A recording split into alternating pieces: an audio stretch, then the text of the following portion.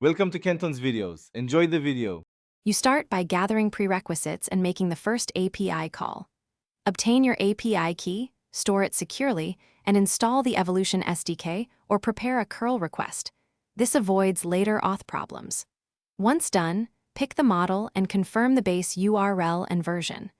Then create a minimal JSON body with input text and required fields so the server returns a valid response. Make a single test request to verify connectivity and authentication before building features on top of the API.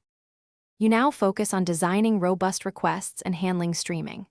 Craft prompts and system messages and set parameters like max tokens and temperature so outputs match expectations.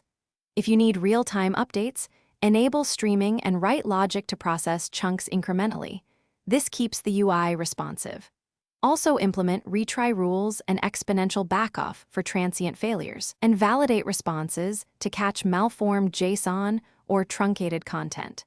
Make sure to log request ID and timestamps to trace issues during high-load periods.